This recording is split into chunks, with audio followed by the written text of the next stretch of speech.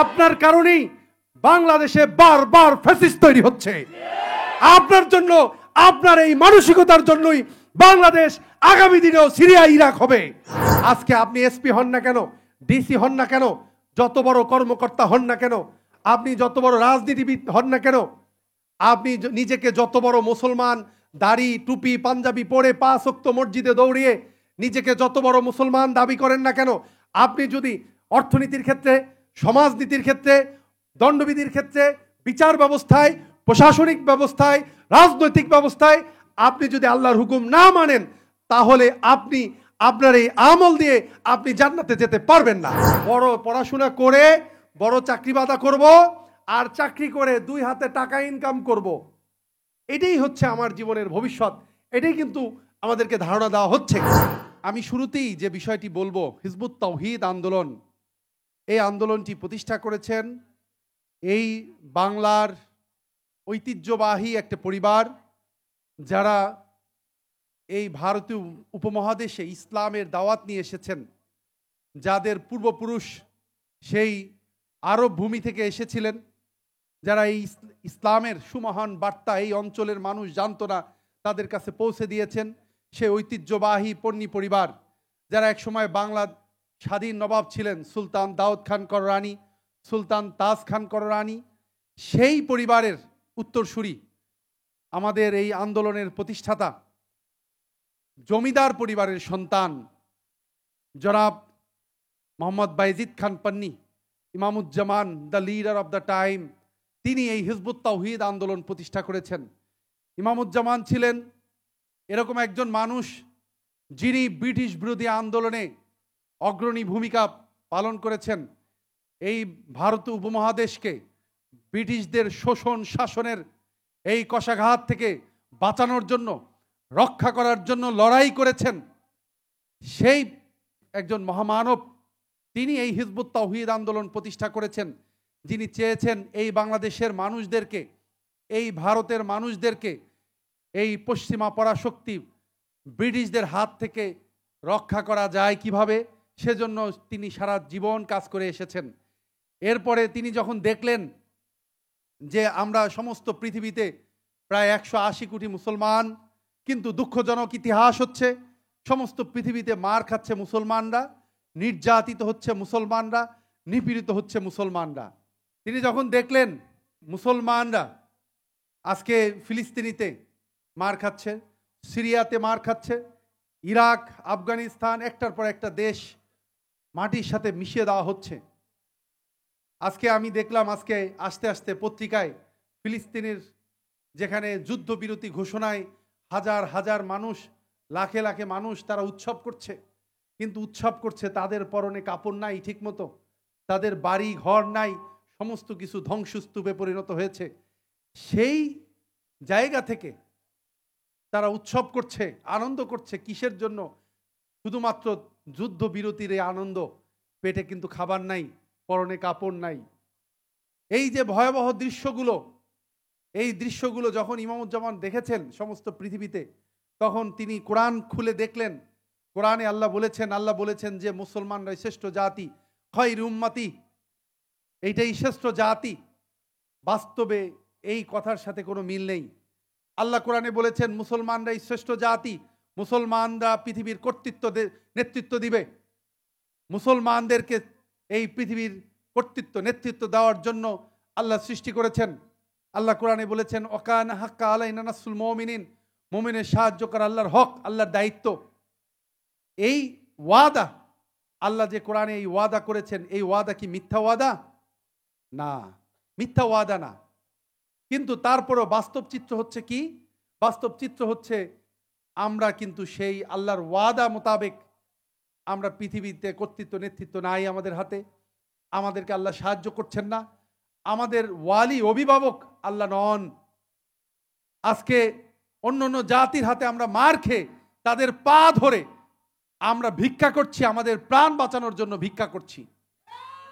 আমরা আমাদের উন্নত জীবনের আশায় সেই পরাশক্তিদের দেশে গিয়ে আশ্রয় নিচ্ছি। আমি গত কয়েকদিন আগে একটা রিপোর্ট দেখলাম, লক্ষ লক্ষ স্টুডেন্ট তারা পড়াশোনার জন্য বিদেশে পাড়ি জমাচ্ছে। তাদের এই বাংলাদেশের ভবিষ্যৎ অনিশ্চিত ভবিষ্যৎ, এই অনিশ্চিত ভবিষ্যৎ থেকে তারা নিশ্চিত ভবিষ্যতের আশায় তারা বিদেশে পাড়ি জমাচ্ছে। তারা এই দেশের চিন্তা বাদ দিয়েছে, কারণ তারা বুঝে গেছে আগামী দিনে এই বাংলাদেশ কি ভয়াবহ পরিস্থিতির দিকে ধাবিত হচ্ছে। আগামী দিনের এই বাংলাদেশের কোনো আশার আলো নেই, কোনো আকাঙ্ক্ষার আলো নেই, কোনো স্বপ্ন বাস্তবায়ন হওয়ার ভূমি হিসাবে এই বাংলাদেশ আর মাথা তুলে দাঁড়াতে পারছে না। সুতরাং এই বাংলাদেশ ছেড়ে তারা এখন বিদেশে পাড়ি জমাচ্ছে। এই অবস্থা থেকে হিজবুত তাওহীদ আন্দোলন মাঠে ময়দানে কাজ করে যাচ্ছে কি লক্ষ্যে, এটা আপনারা যারা নতুন এসেছেন আপনাদেরকে ভালো করে বুঝতে হবে, এবং আমাদের যারা স্টুডেন্ট রয়েছেন আপনাদেরকেও ভালো করে বুঝতে হবে। একটা শিশু যখন বড় হওয়া শুরু হয় তখন এই ছোটবেলা থেকেই শিশুটাকে বলা হয় যে তোমাকে বড় হতে হবে, তোমাকে বড় হতে হবে। কিভাবে বড় হবে? লেখাপড়া করে যে গাড়ি ঘোড়ায় চড়ে সে, তুমি লেখাপড়া করবে বড় হবে। ওই যে দেখছো না তোমার ওই উমুক মামা ডাক্তার, উমুক চাচা ইঞ্জিনিয়ার, খালু সে ব্যবসায়ী, তোমাকেও এইভাবে বড় হতে হবে, তোমাকে ডাক্তার হতে হবে, ইঞ্জিনিয়ার হতে হবে, ব্যবসায়ী হতে হবে, আর দু হাতে টাকা ইনকাম করতে হবে। অর্থাৎ জীবনের স্বপ্ন আকাঙ্ক্ষা শুধুমাত্র এই টাকার মধ্যেই আবদ্ধ। অর্থাৎ আমাদেরকে ছোটবেলা থেকেই একজন স্বার্থপর আত্মকেন্দ্রিক একটা মানুষ হিসাবে আমরা যাতে বড় হই, এই মানসিকতা আমাদের পরিবার থেকে, আমাদের সমাজ থেকে আমাদেরকে এই শিক্ষাটা দেওয়া হয়। অর্থাৎ বড় হতে হবে। এবার আর একটা শিক্ষা আমাদেরকে দেওয়া হয় যে দেখো তুমি মানুষ, দুনিয়ার জন্য নয় পরকালের জন্য তোমাকে কিছু আমল করতে হবে, তোমাকে নামাজ পড়তে হবে, রোজা রাখতে হবে, হজ করতে হবে। এটা দুনিয়ার জন্য নয়, এটা শুধুমাত্র পরকালের জন্য। দুনিয়ার জন্য তুমি কি করবে? দুনিয়ার জন্য টাকা ইনকাম করবে, টাকাই তোমার জীবনের সমস্ত কিছু। অর্থাৎ আমাদেরকে এই কনসেপ্ট, এই ধারণা আমাদেরকে দিয়ে দেওয়া হচ্ছে যে আমাদের জীবনের উদ্দেশ্য হচ্ছে টাকা ইনকাম করা, আর এই টাকা ইনকাম করতে পারলেই আমার জীবন সফল, সাকসেস। এই জন্য আমরা পড়াশোনা করছি। তো সুতরাং আমাদের ভিতরে এই যে মানসিকতা ঢুকিয়ে দেওয়া হচ্ছে, এইটা আসলে কি আসল মানসিকতা? এটাই কি আমাদের জীবনের উদ্দেশ্য? আমি যদি এখানে তোমাদেরকে প্রশ্ন করি, এইটা কি জন্য বানানো হয়েছে? লেখার জন্য। কোনো দ্বিমত আছে কারো? অর্থাৎ আমি এই যে একটা সামান্য কলম, এই কলমটা তৈরি করার পিছনে উদ্দেশ্য কি এটা আমরা সবাই জানি, কোনো দ্বিমত নেই যে এই কলমটা তৈরি করা হয়েছে কিসের জন্য? লেখার জন্য। কিন্তু আমি যদি প্রশ্ন করি, আমরা যারা এই মানুষ, আমাদেরকে আল্লাহ কেন সৃষ্টি করেছেন, এই প্রশ্ন করার সাথে সাথে আমরা কিন্তু অনেক রকম উত্তর পাব। কেউ বলবে এই জন্য, কেউ বলবে ওই জন্য, বিভিন্ন ধরনের উত্তর। অর্থাৎ সবাই একমত নন। আবার যারা ধর্মে বিশ্বাসী না তারা বলবে আর একটা, যারা অন্য ধর্মে বিশ্বাসী হিন্দু বৌদ্ধ খ্রিস্টান আছেন তারা বলবেন তাদের মতো করে। অর্থাৎ আসলে আমরা জানিই না আমাদেরকে আল্লাহ কেন সৃষ্টি করেছেন। এই না জানার কারণে আমি যখন রাস্তায় হেঁটে যাই, রাস্তায় অনেক কিছু পড়ে থাকে না? এই যে রাস্তায় যে জিনিসগুলো পড়ে থাকে, আমরা কি কখনো ওই রাস্তার আবর্জনা হাতে তুলে আমরা প্রশ্ন করি যে এই জিনিসটা কেন বানানো হয়েছে? কেন প্রশ্ন করি না? কারণ এটা একটা আবর্জনা, এটা ময়লা, এটার কোনো উদ্দেশ্য নাই, এটার কোনো লক্ষ্য নাই। সুতরাং আমরা এটা নিয়ে কোনো ভাবছি না, চিন্তা করছি না। আজকে আমরা যারা মানুষ, আমাদের ভিতরেও এই যে একাধিক উত্তর, এক একজন এক একভাবে বলছে যে মানুষকে তৈরি করা হয়েছে। প্রত্যেকেই আমি কিন্তু চিন্তা করি না, আমরা কিন্তু ভাবি। অনেকে ভাবি না, আমরা যারা স্টুডেন্ট আছি আমরা ভাবি না আমার দুনিয়াতে আগমন কেন, কি উদ্দেশ্যে, কি জন্য আমি দুনিয়াতে কেন আসলাম, কে আমাকে পাঠালো, এই উদ্দেশ্য নিয়ে আমরা ভাবি না। কিন্তু যারা ভাবি, ভাবলেও বিভিন্ন রকম উত্তর পাই, এক একজন এক এক রকম উত্তর দেন। কিন্তু এই কলমটার ব্যাপারে সমস্ত হিন্দু বৌদ্ধ খ্রিস্টান আস্তিক নাস্তিক সমস্ত ছেলে মেয়ে কোনো আলাদা উত্তর হবে? কয়টা উত্তর? একটাই উত্তর, যে এটা লেখার জন্য। আমরা যারা মানুষ, আমাদের কি হাজার হাজার উদ্দেশ্যে কি আল্লাহ পাঠিয়েছেন? আমাদের কি এই যে এক একজন এক এক রকম উত্তর দিচ্ছেন, এই এক একজন এক এক রকম উত্তর সবগুলো উত্তর কি সঠিক? উত্তর হবে কয়টা? একটা। এখন কথা হচ্ছে একটা উত্তর হলো না কেন? আমরা যারা স্টুডেন্ট, ছাত্ররা আমরা চিন্তা করছি যে আমাদের পড়াশোনা করে ভালো চাকরি বাদে ইনকাম করতে হবে। মেয়েরা অনেকে চিন্তা করছে যে আমি বড় হব, পড়াশোনা করব, হয়তো কোনো জব করব, নয়তো আমার বিয়ে শাদী হবে ভালো একটা জায়গায়। অর্থাৎ এই যে মানসিকতা আমরা একটা জায়গায় আবদ্ধ হয়ে আছে, কনসাইজড হয়ে আছে। আবার এক একজনের এক এক রকম চিন্তা ভাবনা আছে। যে হিন্দু সে মনে করছে একটা, অনেকে আবার বলছে যে আমাকে বানানো হয়েছে এবাদতের জন্য, কিন্তু আসলে এবাদত মানে কি সেটাই সে জানে না। মনে করে সে এবাদত মানে হচ্ছে নামাজ রোজা পড়বো, হালাল হারাম বেছে খাবো, বাস সৎ পথে চলবো, এটাই আমার এবাদত। এই রকম এক একজন এক একটা চিন্তা করে আমরা কিন্তু আমাদের পথ চলছি। এখন আমার কথা হচ্ছে, যখন কোনো একটা বস্তু সম্পর্কে একাধিক উত্তর হবে, তখন বুঝতে হবে যে আসলে ওই বস্তু সম্পর্কে সবার ধারণা ভুল। কারণ এক একজনের এক একটা উত্তর হওয়ার কথা নয়। আমি যদি এই জায়গায় যদি মানে তোমাদের মধ্যে অনেক ধরনের উত্তর আসতো, যে কেউ বলতো এটা কলম লেখার জন্য, কেউ বলতো না এটা খোঁচা দেওয়ার জন্য, কেউ বলতো না এটা একটা অস্ত্র পকেটে রাখলাম, মারামারি লাগলে এটা দিয়ে মারামারি করব, এই জন্য। এটা দিয়ে কি বুঝতাম? যে আসলে তোমরা এই কলমটা সম্পর্কে তোমাদের ধারণা নাই বা ভুল। তো এখন কথা হচ্ছে, আমাদের মানুষের ক্ষেত্রেও আসলে আমরা আমাদের জীবনের সঠিক উদ্দেশ্য আমরা জানি না। এই না জানার কারণে আমরা এক একজন এক এক দিকে ছুটছি। আচ্ছা, কারো কাছে ফুটবল ভালো লাগে, ফুটবল খেলা ভালো লাগে, কারো কাছে আবার ক্রিকেট খেলা ভালো লাগে, আবার কারো কাছে লুডো খেলা ভালো লাগে, লাগে না? অর্থাৎ আমাদের কাছে ভালো লাগা মন্দ লাগাটাও কিন্তু আপেক্ষিক। কেন আপেক্ষিক? কারণ হচ্ছে আমার যে জিনিসটা পছন্দ বা আমার জীবনের যে লক্ষ্য, সেই লক্ষ্যের সাথে আমার ভালো লাগা মন্দ লাগাটা নির্ভর করে। আমার জীবনের লক্ষ্য উপরে নির্ভর করবে আমার কোন কাজটা আমার জন্য আমি আনন্দ পাই। দেখবা কেউ কেউ আছে বই পড়তে খুব আনন্দ পায়, কেউ কেউ মুভি দেখতে আনন্দ পায়, কেউ কেউ আবার সিরিয়াল দেখতে আনন্দ পায়, কিন্তু অনেকে আবার সিরিয়াল দূর পছন্দ করে না, কি সিরিয়াল দেখে, তাই না? কিন্তু আবার অনেকের কাছে সিরিয়ালটা দেখতে তার খুব মজা লাগে, ভালো লাগে। অর্থাৎ এই যে ভালো লাগা মন্দ লাগাটা নির্ভর করে আমাদের মানসিকতার উপরে। আমাদের জীবনের চলার গতি, চলার পথ, জীবনের উদ্দেশ্য, এইগুলোর উপরে নির্ভর করে যে আমার কোনটা ভালো লাগে, কোনটা মন্দ লাগে, খারাপ লাগে। তরুণ সমাজের মধ্যে অধিকাংশেরই একটা ভাবনা চিন্তা, আমরা বিভিন্ন মুভির মাধ্যমে, বিভিন্ন কালচারের মাধ্যমে আমাদের ভিতরে একটা ভাবনা ঢুকে আছে। সে ভাবনাটা কি? দুনিয়াটা মস্ত বড়, খাও দাও ফুর্তি করো। আরে ভাই 2 দিনের দুনিয়া, আরে একটু আনন্দ ফুর্তি না করলে কি চলে, তাই না?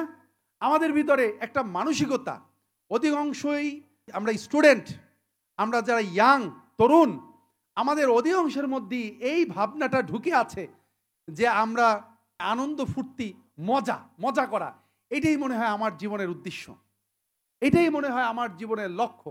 এই জন্য আজকে দুনিয়াটাই মজা চলতেছে। মজা কইরা মব সৃষ্টি করে মানুষ হত্যা করছে, মজা কইরা মব সৃষ্টি করে মাজার ভাঙতেছে, মজা করে মব সৃষ্টি করে একজনকে গণপিটুনি দিয়া হত্যা করছে। অর্থাৎ সব কিছুতেই একটা মজা সৃষ্টি হয়ে গেছে, কোনো উদ্দেশ্য নাই, কোনো লক্ষ্য নাই। আমরা দেখেছি 24-এর এই যে গণঅভ্যুত্থান যারা ঘটালো, তারাও একটা হুজুগে একটা করে ফেলছে। তাদের কোনো এজেন্ডা ছিল না, কোনো লক্ষ্য ছিল না, কোনো উদ্দেশ্য ছিল না। এই না থাকার কারণে এই 24-এর পরে যে সংস্কার হওয়ার কথা ছিল, কোনো সংস্কার আর হয় নাই, কারণ তাদের কোনো আদর্শ নাই। আদর্শ, একটা লক্ষ্য, জীবনের উদ্দেশ্য, এটা হচ্ছে ইম্পর্টেন্ট, গুরুত্বপূর্ণ। আজকে যারা বিভিন্ন কলেজ ইউনিভার্সিটিতে লেজুর ভিত্তিক ছাত্র রাজনীতি করছে, স্টুডেন্টরা, এই ছাত্র রাজনীতির কোনো উদ্দেশ্য নাই, লক্ষ্য নাই, যারা জাস্ট একটা মজা করার জন্য তারা ছাত্র রাজনীতি করছে। কেউ কেউ ক্ষমতা, কেউ কেউ একটা মানে আনন্দ বিনোদন, কেউ কেউ সুবিধা, কেউ কেউ বিভিন্ন স্বার্থপরতা। এই মানসিকতার কারণে আজকে এই লেজুর ভিত্তিক রাজনীতির মধ্যে তারা জড়িয়ে পড়ছে। এর ফলে কি হচ্ছে? কেউ মাদকের সাথে জড়াচ্ছে, কেউ চাঁদাবাজির সাথে জড়াচ্ছে, কেউ দুর্নীতির সাথে জড়াচ্ছে। অর্থাৎ একটা অস্থিতিশীল পরিবেশ, একটা অস্থিতিশীল সমাজ আমরা নির্মাণ করছি, যে সমাজ আগামী দিনে আমাদেরকে শান্তি দিতে ব্যর্থ হবে। আজকে সমস্ত রাজনৈতিক দল, ছাত্র সংগঠনগুলো তারা সামনের দিকে এগোতে পারছে না। কারণ একটাই, তাদের কোনো লক্ষ্য নাই, তাদের কোনো উদ্দেশ্য নাই। তারা মুখে বলছে যে আমরা একটা ন্যায়ভিত্তিক সমাজ প্রতিষ্ঠা করতে চাই, একটা শান্তিপূর্ণ সমাজ প্রতিষ্ঠা করতে চাই। আচ্ছা, এই যে ন্যায়পূর্ণ শান্তিপূর্ণ সমাজ প্রতিষ্ঠা করবেন কিভাবে, কি দিয়ে, কোন কথা দিয়ে, কোন আইডিওলজি দিয়ে, কোন আদর্শ দিয়ে? যে আদর্শ সকল শ্রেণী পেশার মানুষ, সাধারণ জনতা তারা সেই আদর্শকে গ্রহণ করবে, সেই আদর্শ কোনটা সেটার কোনো রূপরেখা তারা কিন্তু আমাদের সামনে তুলে ধরতে পারে নাই। তারা তাদের এই রূপরেখা তুলে ধরতে ব্যর্থ হয়েছে। আজকে তোমরা যারা স্টুডেন্ট, আজকে আমাদের এই ছাত্র সম্মেলনে তোমরা এসেছো, আমি তোমাদেরকে বলবো, প্রথম কথা, এতক্ষণ যে ভূমিকা হিসাবে আমি কথা বলছি, যে তোমাদের জীবনের একটা উদ্দেশ্য, একটা লক্ষ্য ঠিক করতে হবে, এবং সেই উদ্দেশ্য, সেই লক্ষ্য হতে হবে যে মহান রব্বুল আলামিন তোমাদেরকে সৃষ্টি করেছেন, সেই মহান রব্বুল আলামিন, সেই সৃষ্টিকর্তার দেওয়া লক্ষ্য, উদ্দেশ্যই হতে হবে তোমাদের জীবনের লক্ষ্য।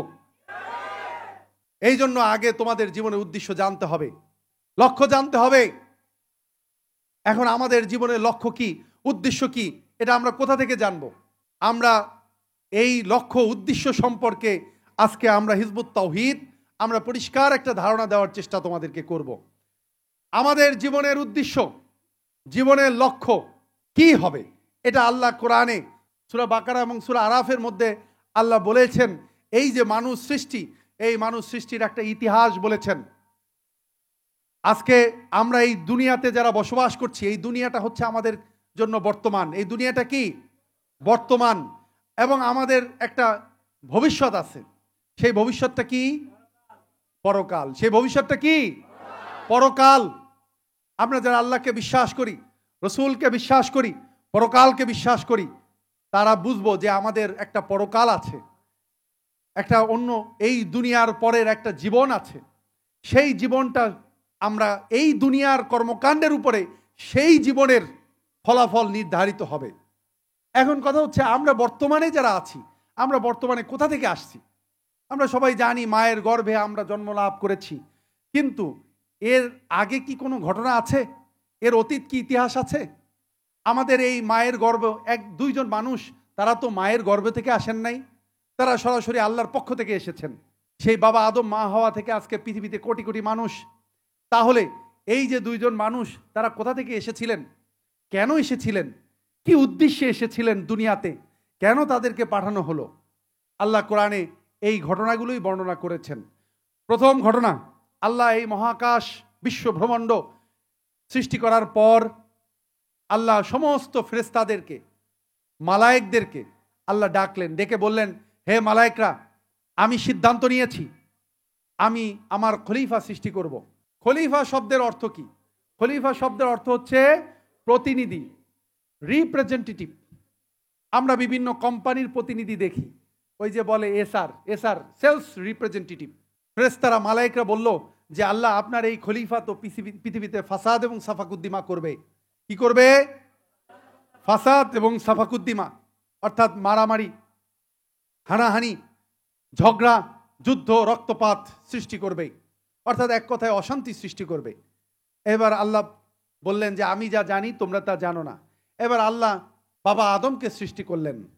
আল্লাহ বাবা আদমকে সৃষ্টি করার পর আবার সমস্ত ফেরেশতাদের, মালায়েকদেরকে ডাকলেন, ডেকে বললেন, এই মালায়েকরা, ফেরেশতারা, তোমরা কতগুলো জিনিসের নাম জিজ্ঞেস করলেন, যে তোমরা বলো তো এটার নাম কি, এটার নাম কি, এটার নাম কি? তখন ফেরেশতারা বললেন যে আল্লাহ, আপনি আলিমুল গায়েব, সমস্ত গায়েবের খবর জানেন, আমরা তো জানি না। তখন বাবা আদমকে আল্লাহ প্রশ্ন করলেন, এই আদম, তুমি বলো তো এগুলোর নাম কি? তখন বাবা আদম একটা একটা করে সবগুলোর উত্তর বলে দিলেন। এখন আমি যখন একটা প্রশ্ন করলাম দুইজনকে, তখন একজন উত্তর দিতে পারলো, আরেকজন দিতে পারলো না। তাহলে দুইজনের মধ্যে শ্রেষ্ঠ কে? যে উত্তর দিতে পারলো। তাহলে উত্তর দিতে পারছে কে? উত্তর দিতে পারছে কে? বাবা আদম। উত্তর দিতে পারার কারণে এবার আল্লাহ বললেন, এই ফেরেশতারা, তোমরা সবাই বাবা আদমকে সেজদা করো, অর্থাৎ তার আনুগত্য মেনে নাও। আমরা বলি না যে হ্যাঁ, ভাই আপনি বস, যা বলবেন এখন থেকে আপনি বস, আমরা বলি না জাস্ট এরকম। তখন সমস্ত ফেরেশতারা মালায়েকরা বাবা আদমকে সেজদা করলো, আনুগত্য মেনে নিল, কিন্তু একজন সেজদা করলো না। সেটা কে? ইবলিস। ইবলিস কে ছিল? সমস্ত এই যে ফেরেশতাদের মালায়েকদের সর্দার কে ছিল? ইবলিস। ইবলিস সেজদা করলো না। আল্লাহ বললেন, এই ইবলিস কি ব্যাপার, তুই সেজদা করলি না কেন? ইবলিস বলল যে আল্লাহ ও তো মাটির, আমি তো আগুনের তৈরি। আল্লাহ বললেন, ও অহংকার, তুমি এই অহংকার করে আমার হুকুম অমান্য করছো, এত বড় সাহস, আউট, বের হয়ে যাও এখান থেকে। আমরা বলি না আউযুবিল্লাহি মিনাশ শাইতানির রাজিম। রাজিম, রাজিম মানে বিতাড়িত। আল্লাহ বললেন, এই ইবলিস এখান থেকে বের হও, গেট আউট। তখন ইবলিস বলল যে আল্লাহ, এই আদমের জন্য তুমি আমাকে বের করে দিচ্ছ, আমাকে তুমি জাহান্নামে নিক্ষেপ করবে, আমাকে একটা পাওয়ার দাও, শক্তি দাও এই আদমকে প্ররোচনা দেওয়ার, তাহলে আমিও তোমাকে প্রমাণ করে দেব তোমার এই আদমও তোমার হুকুম মানবে না। কার হুকুম মানবে না? আল্লাহর হুকুম। আল্লাহ বললেন, ওকে ঠিক আছে, তোমাকে পাওয়ার দিলাম। এবার বাবা আদম থেকে মা হাওয়া উভয়কে সৃষ্টি করে আল্লাহ জান্নাতে রাখলেন। জান্নাতে রাখার পরে আল্লাহ আদম হাওয়াকে বললেন, এই আদম হাওয়া, তোমাদেরকে এই জান্নাতে রাখলাম, তোমরা যেথায় খুশি যাও, যা খুশি খাও, কিন্তু তোমাদের জন্য একটা হুকুম। কয়টা হুকুম? একটা হুকুম, সেটা হচ্ছে ওই গাছের নিকট যাবে না, ওই গাছের ফল খাবে না। ইবলিস তো বসে নাই। ইবলিস তার সমস্ত শক্তি দিয়ে বাবা আদম মা হাওয়াকে প্ররোচনা দেওয়া শুরু করলো। ইবলিসের প্ররোচনায় পড়ে বাবা আদম মা হাওয়া আল্লাহর ওই একটা হুকুম ভুলে গেলেন। ওনারা ভুলে গিয়ে গাছের ফল খেয়ে ফেললেন। ওই গাছের ফল খাওয়ার সাথে সাথে তারা বুঝতে পারলো, হায় হায়, আমরা তো আল্লাহর হুকুম অমান্য করে ফেলছি। আমরা আল্লাহর হুকুম অমান্য করা মানে হচ্ছে আমরা জালিম হয়ে গিয়েছি, আমাদের তো আর কোনো রক্ষা নাই, আমাদের তো কোনো উপায় নাই, আমাদেরকে আল্লাহ জাহান্নামে নিক্ষেপ করবেন। এটা বোঝার সাথে সাথে তারা এবার কান্নাকাটি শুরু করলেন, আল্লাহ আমরা ভুল করে ফেলছি, আমরা তো আমার নফসের প্রতি জুলুম করে ফেলছি, আল্লাহ তোমার হুকুম অমান্য করে ফেলছি, আল্লাহ তুমি আমাদেরকে জাহান্নামে নিক্ষেপ করো না, আমাদেরকে রক্ষা করো। আমরা যে ভুল করেছি আমরা তওবা করছি এবং আমরা ওয়াদা করছি যে এই ভুল আর জীবনেও করব না। এইবার আল্লাহ বললেন যে ঠিক আছে আদম হাওয়া, তোমাদেরকে ক্ষমা করা হলো, কিন্তু তোমরা যে এই যে বললে, প্রতিশ্রুতি দিলে, ওয়াদা দিলে, ওয়াদাটা কি? আর অমান্য করব না, এই ভুল আর জীবনেও করব না। আল্লাহ বললেন, এই যে ওয়াদা দিলা তোমরা, এটা আমি টেস্ট করব, পরীক্ষা করব। কি করব? পরীক্ষা করব। পরীক্ষা কি মানে নর্মাল ক্লাসে বসে কি পরীক্ষা হয়? পরীক্ষা হয় কোথায়? পরীক্ষার হলে। আমরা দেখছি এসএসসি পরীক্ষা যারা দেয় অন্য স্কুলে গিয়ে আলাদা কক্ষে আলাদা নাম্বারিং করে তারপরে পরীক্ষা দেয় না? ইন্টার পরীক্ষা এরকমই হয়। তো সুতরাং পরীক্ষার হলে পরীক্ষা দিতে হবে। আল্লাহ সিদ্ধান্ত দিলেন যে তোমরা যে এই যে বললে যে তোমরা আমার হুকুম অমান্য করবে না, এটা আমি পরীক্ষা নিব। পরীক্ষাটা কোথায় নিব? আল্লাহ বললেন যে দুনিয়ায় নামিয়ে যাও, সেখানে কিছু কালের জন্য সেখানে তোমাদেরকে রাখা হবে, তোমরা কিছু কালের জন্য সেখানে থাকবে। সেখানে এই কিছু কালের জন্য যখন তোমরা থাকবে, তোমাদের সেখানেও এই জান্নাতে যেরকম হুকুম দেওয়া হয়েছে, একটা হুকুম দেওয়া হয়েছিল যে ওই গাছের নিকট যাবে না, ওই গাছের ফল খাবে না, দুনিয়াতেও তোমাদের জীবন পরিচালনার জন্য তোমাদেরকে হুকুম দেওয়া হবে। এই হুকুম যারা মানবে তাদের কোনো ভয় নাই, চিন্তা নাই, তাদের জায়গা, আবাসস্থল, বাড়ি, জান্নাত, সেটাকে তাদের ফিরিয়ে দেওয়া হবে। আর দুনিয়াতে গিয়েও যারা আবারও আমার হুকুম অমান্য করবে, ইবলিসের প্ররোচনায় পড়ে, তাদের কোনো রক্ষা নাই। তাদের কি নাই? রক্ষা নাই। তাদেরকে এই দুনিয়ার জীবনে কষ্ট ভোগ করতে হবে, অশান্তি ভোগ করতে হবে, এবং পরকালে তাদেরকে ইবলিসের সাথে কোথায় নিক্ষেপ করা হবে? জাহান্নামে। শুরু হলো বাবা আদম মা হাওয়া ওনাদের দুনিয়ার আগমন, দুনিয়ার যাত্রা। তাহলে আমরা জানলাম এই মানুষদেরকে, আমাদেরকে আল্লাহ কেন দুনিয়াতে পাঠিয়েছেন? একটা পরীক্ষা। কিসের জন্য? আমরা দুনিয়াতে আল্লাহর হুকুম মানি কিনা, অর্থাৎ আল্লাহর প্রতিনিধি হিসাবে, আল্লাহর খলিফা হিসাবে এই দুনিয়া আল্লাহর হুকুম দিয়ে যেন আমরা পরিচালনা করি। যদি করি তাহলে কোনো ভয় নাই, চিন্তা নাই, আল্লাহ আমাদের জান্নাত, আমাদেরকে ফিরাই দিবেন।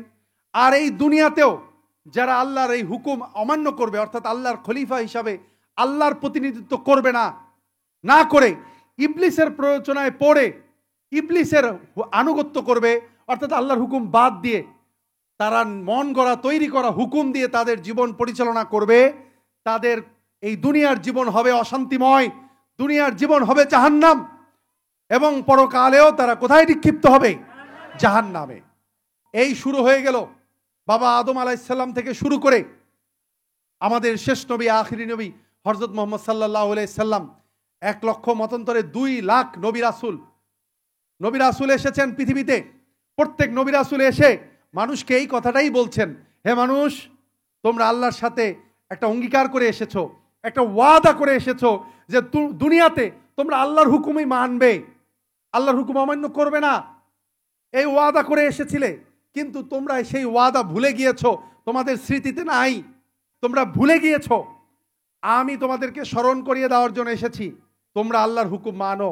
আসো, যে ওয়াদা আল্লাহর সাথে করে এসেছো সেই ওয়াদা দুনিয়াতেও বাস্তবায়ন করো। তোমরা বলো কুল লা ইলাহা ইল্লাল্লাহ মুহাম্মাদুর রাসূলুল্লাহ। এটা সর্বশেষ রসুলের ক্ষেত্রে যুক্ত হয়েছেন। অর্থাৎ আমাদের জীবনের উদ্দেশ্য হচ্ছে, আমাদের জীবনের লক্ষ্য হচ্ছে আল্লাহর হুকুম মেনে এই দুনিয়াকে পরিচালনা করা, আল্লাহর হুকুম দিয়ে দুনিয়াকে পরিচালনা করা। আল্লাহও তাই করেছেন। আল্লাহ এই মহা বিশ্ব ব্রহ্মাণ্ড, ছায়াপথ, অগণিত নীহারিকা, এই যে বিশ্বকুল, এই সমস্ত বিশ্বজাহান পরিচালনা করেন কে? আল্লাহ। এই গ্রহ, নক্ষত্র, ছায়াপথ, গ্যালাক্সি, এগুলো সমস্ত কিছু আল্লাহ পরিচালনা করেন। কোথাও কোনো ধরনের বিপর্যয় হচ্ছে না। প্রতিদিন সূর্য উদিত হচ্ছে, আবার অস্ত যাচ্ছে। এই যে নিয়ম মোতাবেক সমস্ত কিছু পরিচালিত হচ্ছে, এটা পরিচালনা করছেন কে? আল্লাহ। এই আল্লাহর প্রতিনিধি হয়ে আল্লাহ আমাদেরকে এই দুনিয়া একটা সাব অফিস, আল্লাহর একটা ব্রাঞ্চ অফিস, এই ব্রাঞ্চ অফিসটাকে পরিচালনার দায়িত্ব দিয়েছেন কাকে? কাকে দিয়েছেন? মানুষকে। আল্লাহ বলেছেন যে তোমরা আমার প্রতিনিধি হিসাবে এই দুনিয়াকে তোমরা পরিচালনা করো। তো মানুষ এই দুনিয়াকে পরিচালনা করার জন্য সেই শুরু থেকে আদম আলাইহিস সালাম থেকে শুরু করে এখন পর্যন্ত মানুষকে এই দায়িত্ব বারবার দেওয়া হচ্ছে নবী রাসূলদের মাধ্যমে। আমাদের সর্বশেষ নবী রাসূল হযরত মুহাম্মদ সাল্লাল্লাহু আলাইহি সাল্লামকেও এই একই দায়িত্ব দিয়ে আল্লাহ পৃথিবীতে পাঠিয়েছেন। আল্লাহ রসুল যখন মক্কায় এসেছেন, তখন ওই মক্কার মানুষরা তারা আল্লাহকে বিশ্বাস করত, তারা নামাজ পড়ত, তারা রোজা রাখত, তারা হজ করত, তারা কোনো কাজ শুরু করার আগে বিসমিকা আল্লাহুম্মা বলতো। এই যে তারা আল্লাহকে বিশ্বাস করতো, এর প্রমাণ অনেক প্রমাণ আছে, কোরআনেও প্রমাণ আছে।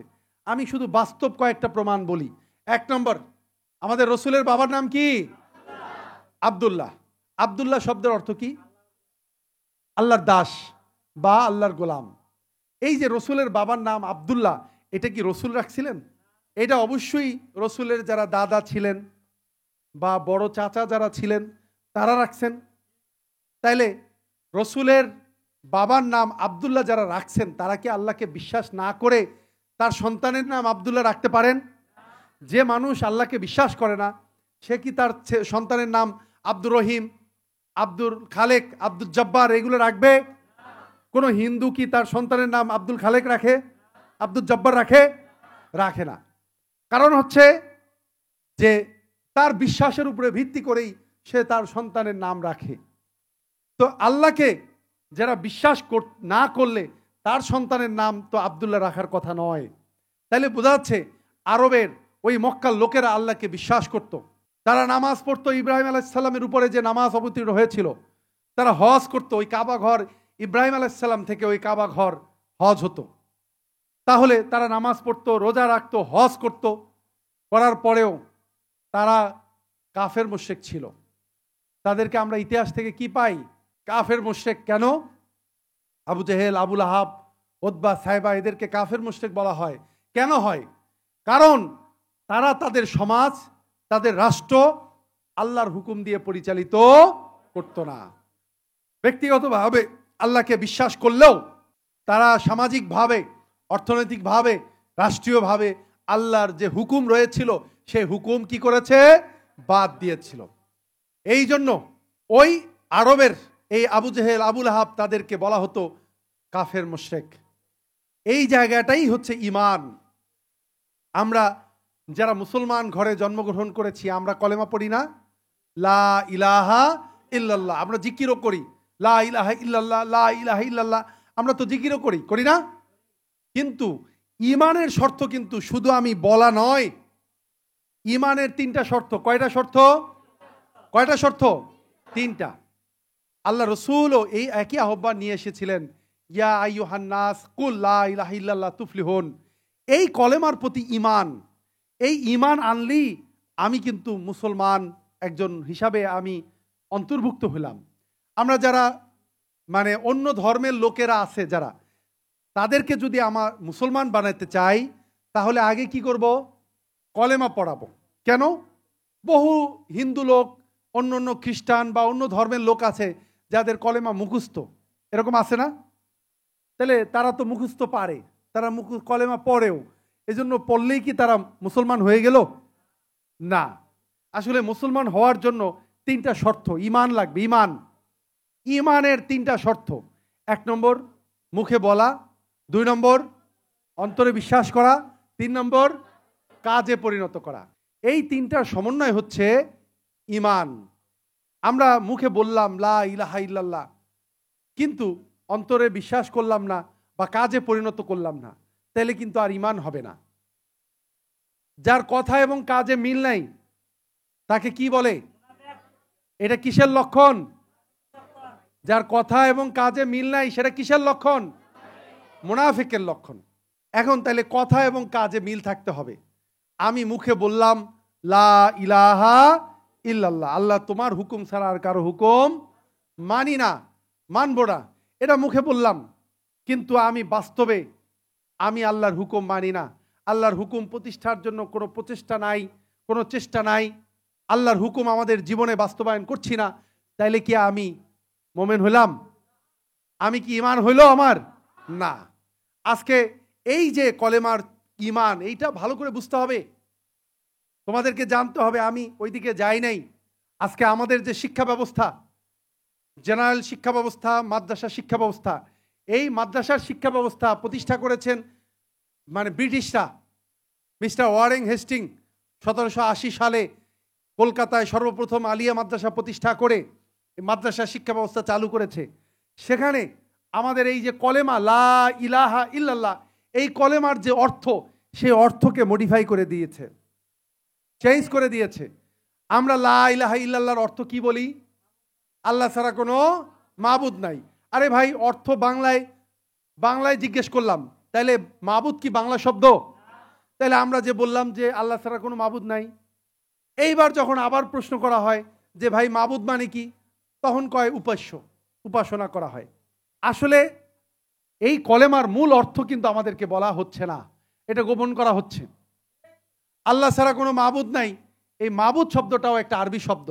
এটা আসছে সূরা কাফিরুনের মধ্যে, কুল ইয়া আইয়ুহাল কাফিরুন লা আবুদু মা তা'বুদুন ওয়ালা আনতুম আবিদুনা মা'বুদ।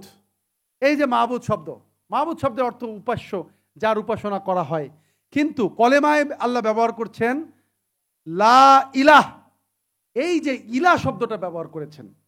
ইলা মানে হচ্ছে, ইলা শব্দ মানে হচ্ছে সভরেন্টি, সার্বভৌমত্ব। সার্বভৌমত্বটা কি? যেমন একটা রাজতন্ত্রের সার্বভৌমত্বের মালিককে? রাজা। গণতন্ত্রের সার্বভৌমত্বের মালিককে? জনগণ, মানুষ। অধিকাংশ মানুষের জনসমর্থনের যারা নির্বাচিত হয় তারাই সাধারণত চূড়ান্ত সিদ্ধান্ত তাদের মাধ্যমে হয়। এইভাবে একনায়কতন্ত্রের সার্বভৌমত্বের মালিককে? একনায়ক, একজন শাসক। ঠিক এই জায়গায় আল্লাহ ব্যবহার করেছেন লা ইলাহ, অর্থাৎ এই যে সার্বভৌমত্বের মালিক, চূড়ান্ত সিদ্ধান্তদাতার মালিক, হুকুমদাতার মালিক, ইল্লাল্লাহ মানে আল্লাহ ছাড়া চূড়ান্ত সিদ্ধান্তদাতা, আইনদাতা, বিধানদাতা, সার্বভৌমত্বের মালিক আল্লাহকে ছাড়া আর কাউকে মানি না, মানব না। এখন আজকে যখন আমরা এই দাওয়াত দিচ্ছি তখন অনেক জায়গায় বলে, যেমন আমি গত কয়েকদিন আগে আমাদের দুইজন স্টুডেন্ট এক মানে ওসি সাহেবের কাছে গিয়েছেন, যাওয়ার পরে তাদেরকে এবার উপদেশ দিচ্ছে যে তোমরা স্টুডেন্ট মানুষ, তোমরা এই কেন মানে এই দল ঠল করতেছো, তোমরা তো মানে নামাজ পড়বা, রোজা রাখবা, হজ করবা, বা বাপ মার খেদমত করবা, মানে ঠিক মতো পড়াশোনা করবা, ভালো আমল করবা, তাইলেই তো হইলো, তাইলেই তো পরকালে জান্নাতে যাবা। তাইলে তোমরা কেন আবার এই যে দল ঠল করতেছো, সংগঠন করতেছো, এইগুলো করার প্রয়োজনটা কি? এই জায়গায় এই প্রশ্নটা সম্মুখীন তোমরা যারা স্টুডেন্ট আছো, তোমরাও আশা করি বিভিন্ন জায়গায় সম্মুখীন হচ্ছ। তোমাদেরকে এই একই কথা বলা হচ্ছে যে ভাই এত কিছু করার দরকার কি, কেন দৌড়াদৌড়ি করছো, তুমি কি আশায় দৌড়াদৌড়ি করছো? নামাজ পড়বা, রোজা রাখবা, তাইলেই তো হইলো। বাপ মার খেদমত করবা, সত্য কথা বলবা, ওয়াদা রক্ষা করবা, ঠিক মতো পড়াশোনা করবা, তোমার একটা জীবনের ভবিষ্যৎ আছে না? অর্থাৎ আমার জীবনের ভবিষ্যৎ কি? টাকা ইনকাম করা, বড় পড়াশোনা করে বড় চাকরি বাদা করব, আর চাকরি করে দুই হাতে টাকা ইনকাম করব, এটাই হচ্ছে আমার জীবনের ভবিষ্যৎ। এটাই কিন্তু আমাদেরকে ধারণা দেওয়া হচ্ছে। এখন কথা হচ্ছে, এই যে প্রশ্ন করলো বা বললো যে তুমি নামাজ রোজা পড়বা, আল্লাহ বিল্লাহ করলো, তাইলেই তো হইলো, এতদিকে দৌড়ানোর কারণ কি? কারণ হচ্ছে এই কলেমা, কারণ হচ্ছে কলেমায় আমরা যে ঘোষণা করছি বা ঘোষণা দিচ্ছি যে আল্লাহ তোমার হুকুম বিধান ছাড়া আর কারো হুকুম বিধান মানি না, মানব না। অর্থনীতি চলবে আল্লাহর হুকুমে, দণ্ডবিধি চলবে আল্লাহর হুকুমে, বিচার ব্যবস্থা চলবে আল্লাহর হুকুমে, শিক্ষা ব্যবস্থা চলবে আল্লাহর হুকুমে, রাষ্ট্র পরিচালনা হবে আল্লাহর হুকুমে।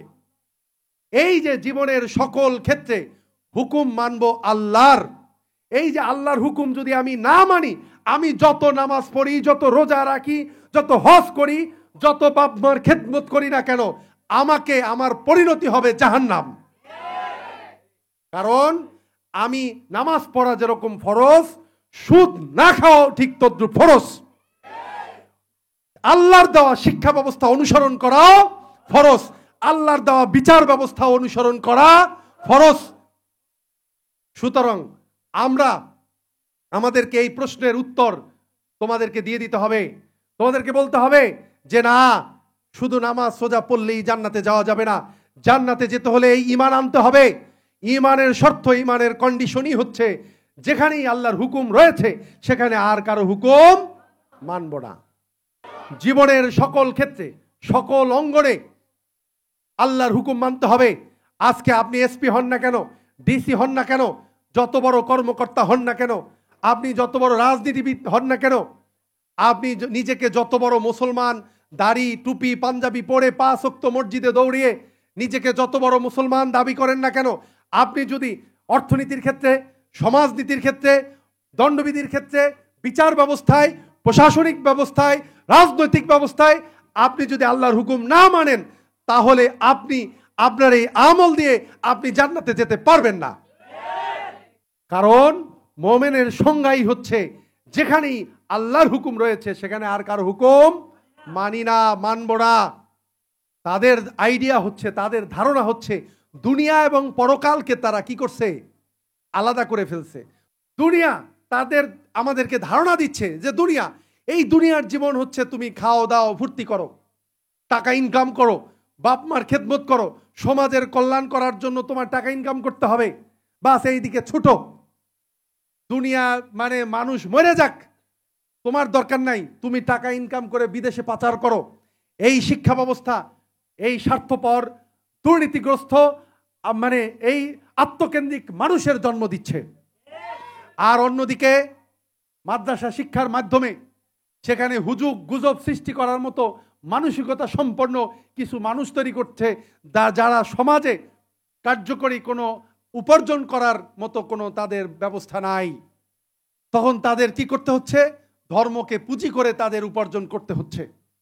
এখন কথা হচ্ছে, এই যে কথাটা তোমাদেরকে মনে রাখতে হবে, তাহলে আমাদের জীবনের উদ্দেশ্য, জীবনের লক্ষ্য টাকা ইনকাম নয়। ঈমানদার একজন মুমিন হিসাবে নিজেকে আল্লাহর সামনে উপস্থাপন করা। কারণ এই দুনিয়ার জীবন হচ্ছে আমার পরীক্ষার জায়গা, টেস্ট, পরীক্ষার জায়গা। এখানে আল্লাহ আমাকে পাঠিয়েছেন কিছু সময়ের জন্য, এই পরীক্ষা স্বরূপ যে আমরা আল্লাহর হুকুম মানি কি মানি না। তাহলে আমি একজন মুমিন হিসাবে, ঈমানদার হিসাবে আমার প্রথম যে দায়িত্ব, কর্তব্য কি? ঈমান আনা। প্রথম কর্তব্য কি? ঈমান আনা। ইসলামের বেনা ভিত্তি কয়টা? ইসলামের বেনা ভিত্তি কয়টা? পাঁচটা। এক নম্বর কি? ঈমান বা কলেমা। এক নম্বর কি? এই ঈমান, এই কলেমা। এই কলেমাটাই হচ্ছে কি? ঈমান। অর্থাৎ যেখানে আল্লাহর কোনো হুকুম বিধান রয়েছে সেখানে আর কারো হুকুম বিধান মানি না, মানব না। এটাই হচ্ছে এক নম্বর। এরপরে হচ্ছে নামাজ, রোজা, হজ, যাকাত। তাইলে এই ঈমান আগে না আমল আগে? ঈমান। এই ঈমানের আগে আরেকটা জিনিস দরকার, সেটা হচ্ছে আকীদা। আজকে আকীদার ব্যাপারটাও হচ্ছে এরকম, কোনো বিষয় বা বস্তু সম্পর্কে একটা সামগ্রিক ধারণা, আইডিয়া, যে এই জিনিসটা কি, কেন, কি উদ্দেশ্যে, এটার কি কাজে ব্যবহার হবে, এইগুলো যদি আমরা জানি তাহলে ওইটা সম্পর্কে আকীদা পরিষ্কার। আর এই আকীদা যদি পরিষ্কার না থাকে তাহলে ওই জিনিসটা থাকার পরেও ওইটার ব্যবহার কি হবে?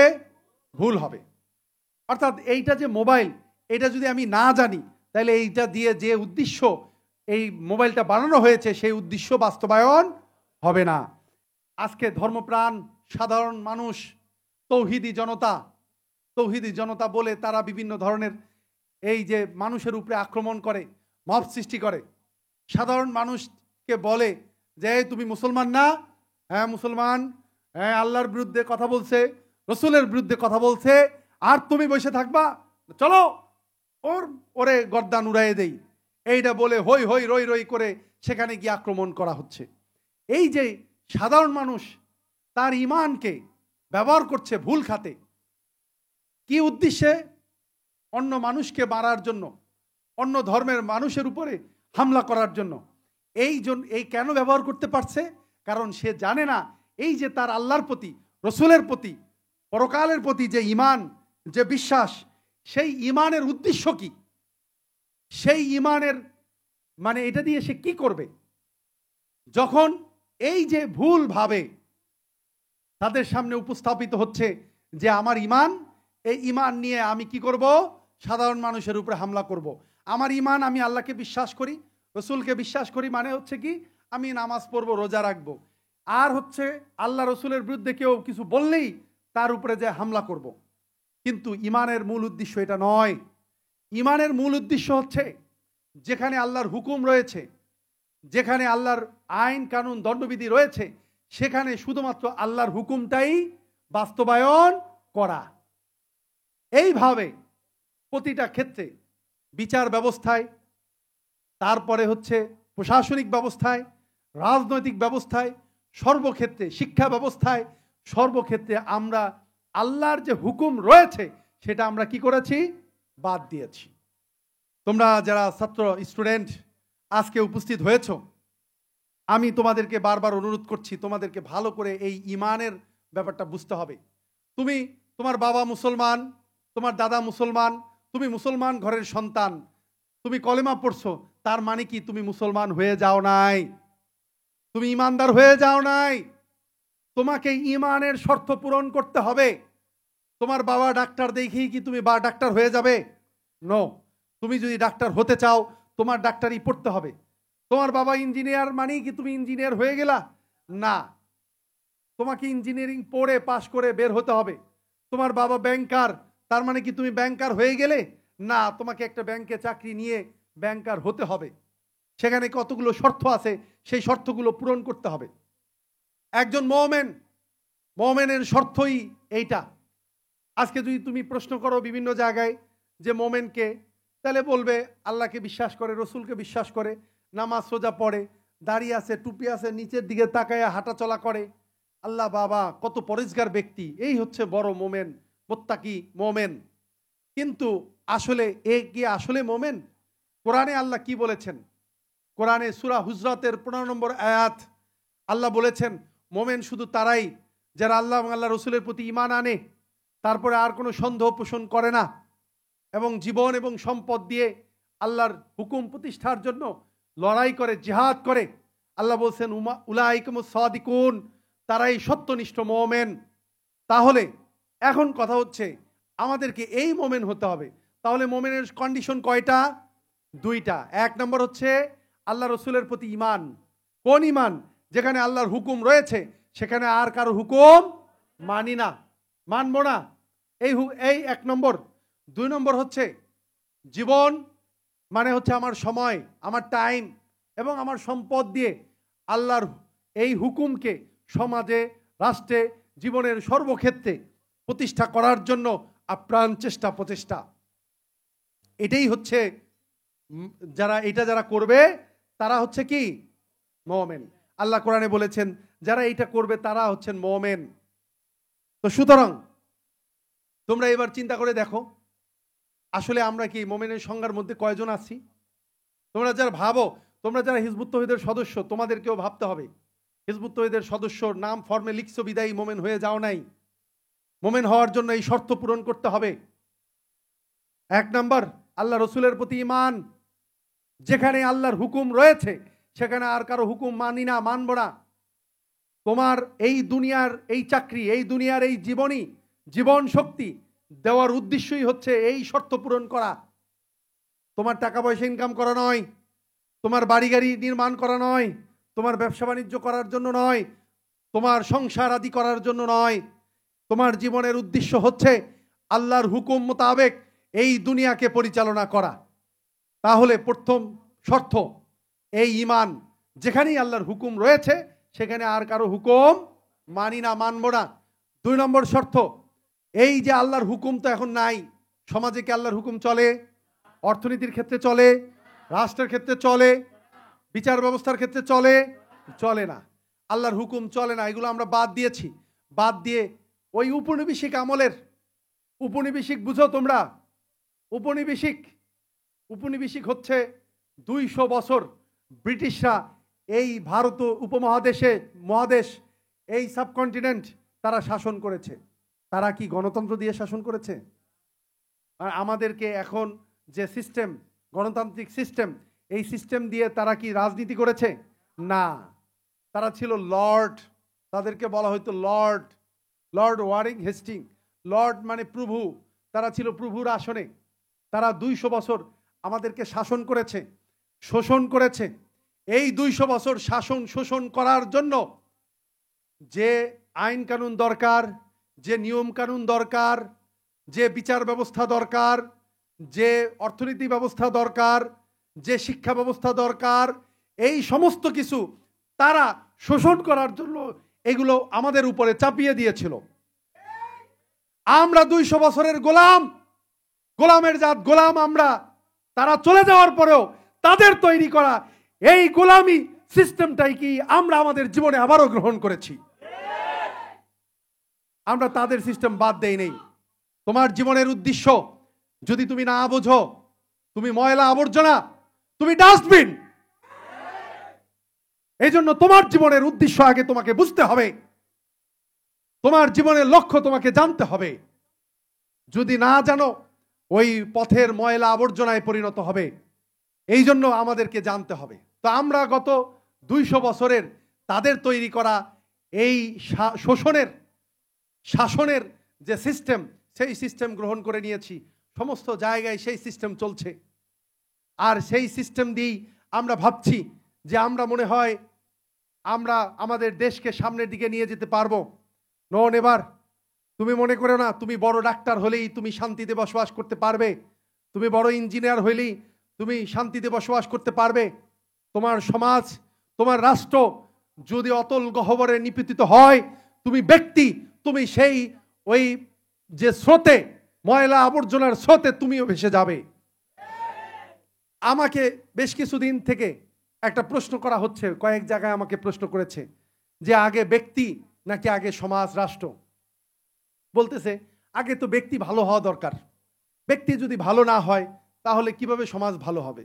এই জন্য আগে সব ব্যক্তিদেরকে একবারে পরেশগার বানাইতে হবে। পরেশগার বানানোর জন্য চেষ্টা করতে হবে, অর্থাৎ ব্যক্তি ভালো বানানোর একটা প্রচেষ্টা। পুলিশ বাহিনীতে আমার পরিচিত বহু ব্যক্তি আছেন যারা খুবই সৎ, আমানতদার, বিশ্বস্ত এবং মানুষের সাথে অন্যায়ভাবে কোনো কিছু করেন না। এই যে যারা ব্যক্তি আছেন তাদের কারণে পুরো সিস্টেমটা কি ভালো হয়ে গেছে? সরকারি চাকরিজীবী বহু কর্মকর্তা রয়েছেন যারা জীবনের উদ্দেশ্য মনে করেন যে আমি সৎভাবে আয় ইনকাম করব, উপার্জন করব, 1 টাকা ঘুষ খাবো না, 1 টাকা দুর্নীতি করব না। কিন্তু তাই বলে কি এই পুরো বিচার ব্যবস্থা, প্রশাসনিক ব্যবস্থা থেকে ঘুষ দূর হয়ে গেছে? দুর্নীতি নির্মূল হয়ে গিয়েছে? না, যায় নাই। কারণ হচ্ছে এইটাই নিয়ম। এই রুমের মধ্যে যদি এসি না থাকতো, তোমরা প্রত্যেকে যদি একটা করে ফ্যান লাগায় রাখতা, ওই ফ্যান তোমাকে ঠান্ডা করতে পারতো না। কতক্ষণ পর ওই ফ্যানের বাতাসও তোমার জন্য একটা কষ্টদায়ক বাতাসে পরিণত হবে। আজকে যারা ব্যক্তিগতভাবে সৎ, ব্যক্তিগতভাবে দুর্নীতি করে না, ঘুষ খায় না, তাদের এই সততাই তাদের বড় শত্রুতে পরিণত হয়ে গেছে। তাদের জীবন এখন ভয়াবহ একটা অভিশাপে পরিণত হয়েছে। এই জন্য আমার কথা তোমাদের বুঝতে হবে। এই জন্য সমাজ, এই রুমের মধ্যে প্রত্যেককে আমি ফ্যান দিতে চাই না। এই পুরা রুমের আবহাওয়াটাই পরিবর্তন করতে চাই। এই আবহাওয়া পরিবর্তন করতে হলে প্রত্যেকের আলাদা আলাদা ফ্যান হলে হবে না, সবাই মিলে এসি লাগাতে হবে। সবাইকে মিলে যেরকম এসি লাগাতে হবে, ঠিক আজকে সমাজটাকেও ঠিক তাই। তুমি ব্যক্তি খুব সৎ, খুব ভদ্র, নম্র, তুমি বাবা মার সাথে খুব ভালো আচরণ করো, ওই সমাজে খুব ভালো চলাফেরা করো, খুব পড়াশোনায় খুব মনোযোগী, তুমি কারো ক্ষতি করো না, কারো পিছনে তুমি কোনো বদনাম করো না, কোনো মারামারির মধ্যে নাই, গ্যাঞ্জামের মধ্যে নাই, মনে করছো তুমি ভালো না? তুমি সব থেকে এই সমাজের কীট। তোমার কারণেই এই সমাজের পরিবর্তন হচ্ছে না, কারণ তুমি হচ্ছ সব থেকে স্বার্থপর, আত্মকেন্দ্রিক মানুষ। স্বার্থপর আত্মকেন্দ্রিক মানুষের নামাজ নাই, রোজা নাই, তারা কোনোদিন মোমেন হতে পারে না। আল্লাহ বলেছেন মোমেনরা কখনোই স্বার্থপর হবে না, মোমেনরা কখনোই আত্মকেন্দ্রিক হবে না। মোমেনরা হবে মানুষের কল্যাণে, সমাজের কল্যাণে তারা ভূমিকা রাখবে, কাজ করবে। এজন্য আল্লাহ কোরআনে বলেছেন যতক্ষণ পর্যন্ত ফিতনা ফাসাদ দূর না হয় ততক্ষণ পর্যন্ত তোমরা সংগ্রাম চালিয়ে যাও। কিন্তু কোথায়? ফিতনা ফাসাদ ভরে আছে সমাজে, কিন্তু আমরা কি সংগ্রাম চালাচ্ছি ফিতনা ফাসাদ নির্মূল করার জন্য? না, আমরা উল্টা সবাই চিন্তা করছি কেমনে আর একটা বড় চাকরি পাবো, আর একটু ভালো পড়াশোনা করে বিসিএস দিব। এই চিন্তাই তো আমরা মগ্ন। তোমার অধিকাংশ স্টুডেন্টের মধ্যে, অধিকাংশ তরুণ সমাজের মধ্যে এই মানসিকতাই তো ঘুরে, খাও দাও ফুর্তি করো, দুনিয়াটা মস্ত বড়। এই মানসিকতাই কি ঘুরে না? ঘুরে। অর্থাৎ অলওয়েজ আনন্দ, অলওয়েজ ফুর্তির মধ্যে থাকেন। অলওয়েজ ফুর্তির জন্য এখন নতুন সংযোজন ডিভাইস, আরো ডিভাইসের মাধ্যমে আরো বেশি ফুর্তি, আরো বেশি আনন্দ, আরো বেশি বিনোদন, এর মধ্যেই আমরা আমাদের জীবন পরিচালনা করছি। তোমরা যারা ছাত্র রয়েছো, আমার কথা ভালো করে বুঝতে হবে। ঈমানের কন্ডিশন, ঈমানের শর্ত, ঈমান আগে বুঝতে হবে। ঈমানের শর্ত, কন্ডিশন হচ্ছে যেখানে আল্লাহর হুকুম রয়েছে সেখানে আল্লাহর হুকুম প্রতিষ্ঠা করা, সেটাই মানা। একজন মুমিন হবে কি সাহসী, একজন মুমিন আল্লাহকে ছাড়া আর কাউকে ভয় করবে না। একজন মুমিন কি করবে না? আল্লাহকে ছাড়া আর কাউকে ভয় করবে না, আল্লাহকে ভয় করবে। পরকালকে সে বিশ্বাস করে, রসুলকে বিশ্বাস করে, আল্লাহর হুকুম মোতাবেক সমাজে, রাষ্ট্রে সে আল্লাহর হুকুম প্রতিষ্ঠার জন্য লড়াই করবে, সংগ্রাম করবে, শহীদ হবে। এই শহীদদের জন্য আল্লাহ সব থেকে বড় পুরস্কার রেখেছেন। আল্লাহ যে দিন ইসলাম আমাদের জন্য দিয়েছেন, সেই ইসলামের সব থেকে বড় পুরস্কার হচ্ছে শহীদের জন্য। যারা লড়াই করে শহীদ হবে, অন্য শত্রুর আঘাতে জর্জরিত হয়ে এই দুনিয়া থেকে বিদায় নিবে, তার জন্য সব থেকে বড় পুরস্কার। সুতরাং এই দিন তাহলে কিসের দিন, কিসের প্রতিষ্ঠান? এটা যোদ্ধা, সামরিক, জিহাদের প্রতিষ্ঠান এটা। এই ইসলাম চায় সমস্ত পৃথিবীতে আল্লাহর দ্বীন কায়েমের জন্য মানুষ লড়াই করুক, সংগ্রাম করুক এবং সংগ্রাম করে আল্লাহর হুকুম পৃথিবীতে প্রতিষ্ঠা করুক। এইটা ইসলাম চায়। একজন মোমেন হিসাবে এইটাই আমাদেরকে করতে হবে। আমি যে মোমেনের সংজ্ঞা বলছি, কোরআনে কোন সূরার কত নম্বর আয়াত? হুজরাতের 15 নম্বর আয়াত। তোমরা আজকে যারা উপস্থিত হয়েছ, তোমরা কি মোমেন হতে চাও? মোমেন হতে চাও? যদি মোমেন হতে চাও তাহলে আল্লাহ রসুলের প্রতি ঈমান আনার পরে আল্লাহর হুকুম প্রতিষ্ঠার জন্য লড়াই করতে হবে। কি করতে হবে? লড়াই করার জন্য, জিহাদ করার জন্য। তোমরা প্রস্তুত আছো? আমরা আমাদের শেষ নবী, আখিরি নবী হযরত মুহাম্মদ সাল্লাল্লাহু আলাইহি সাল্লামের উম্মত। কার উম্মত? তোমরা কি নিজেকে কখনো প্রশ্ন করেছো যে আমরা রসুলের উম্মত হিসাবে আমাদের কাজ কি হবে? উম্মত মানে অনুসারী। উম্মত মানে কি? অনুসারী। একজন ক্রিকেট খেলোয়াড়, সে বলছে আমি উমুক ক্রিকেটারের অনুসারী। তার মানে কি? তার মানে কি? অর্থাৎ সেই ক্রিকেটার, যে ক্রিকেটারের অনুসারী, সেই ক্রিকেটার যেরকম বল সুইং করে, যেরকম ব্যাটিং করে, যেরকম ফিল্ডিং করে, আমিও সেরকম করতে চাই। এজন্য আমি ওই ক্রিকেটারের ফলোয়ার বা অনুসারী। বলে অমুক নেতার অনুসারী আমি। তার মানে কি? অমুক নেতার যে আদর্শ, যে লক্ষ্য, যে কর্মপন্থা, যে দল যেভাবে পরিচালনা করছে, সেইভাবে আমি ওই দলের সদস্য হিসাবে আমি তার ফলোয়ার, অনুসারী, আমি সেইভাবে করতে চাই। তাহলে আমরা আল্লাহ রসুলের উম্মত, রসুলের অনুসারী। তাহলে রসুলের অনুসারী মানে কি হবে? রসুল এবং তার সাহাবীরা যেভাবে তাদের জীবন পরিবর্তন করেছেন, সারাটা জীবন রসুল এবং তার সাহাবীরা ইসলাম গ্রহণ করার পর যা যা করেছেন, আমরাও আমাদের জীবনীতে আমরা তাই করব। এটাই হচ্ছে রসুলের উম্মত বা উম্মতে মুহাম্মাদি। আমরা মুহাম্মদ সাল্লাল্লাহু আলাইহি সাল্লামের উম্মত। আল্লাহ রসুলের এবং তার সাহাবীদের জীবনী কি? আল্লাহ রসুল এবং তার সাহাবীদের জীবনী হচ্ছে, রসুল নবুয়ত পেয়েছেন কত বছর বয়সে? 40 বছর বয়সে। নবুয়ত পাওয়ার পর থেকে রসুল কি করেছেন? মানুষকে এই কলেমার দিকে আহ্বান করেছেন। কোন কলেমা?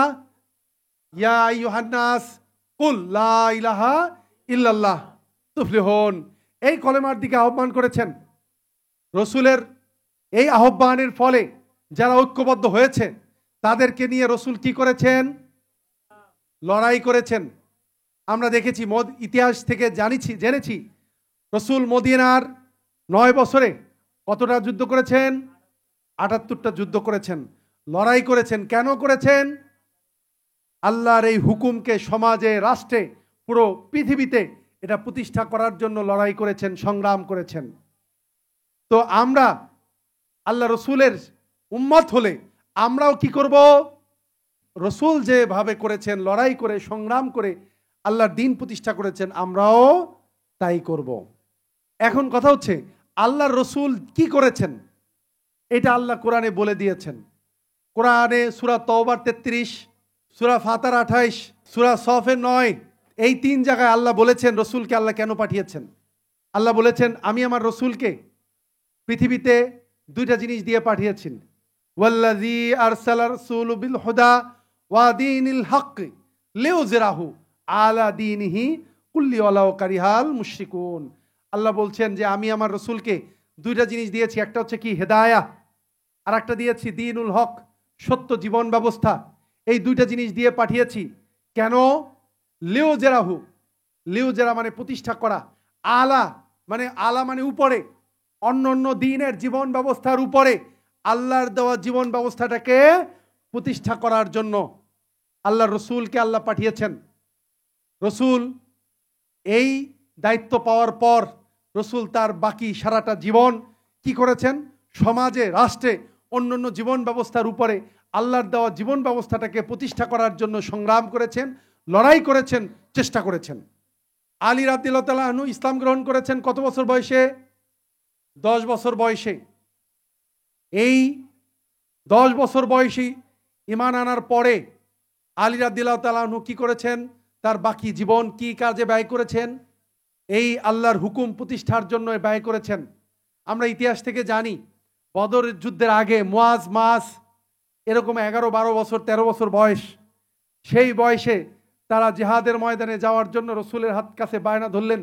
তারা বললেন, ইয়া রাসূলুল্লাহ, আমরাও জিহাদে যেতে চাই, লড়াইয়ে যেতে চাই। রসুল বললেন, দেখো তোমরা তো ছোট, তোমরা লড়াই না গেলেই ভালো হয়। তখন যাই হোক অনেক কথাবার্তার পরে সিদ্ধান্ত হলো যে বড় তাকে নেওয়া হবে। এবার ছোট যে সে বলতেছে, না ইয়া রাসূলুল্লাহ, সে বড় হইলো, তার থেকে আমার গায়ে শক্তি বেশি। এবার তাহলে বললো যে আচ্ছা শক্তি বেশি, তাহলে প্রমাণ হওয়া দরকার, কেমনে? কুস্তি হবে, কুস্তিতে যে জিতবে তাকে নেওয়া হবে।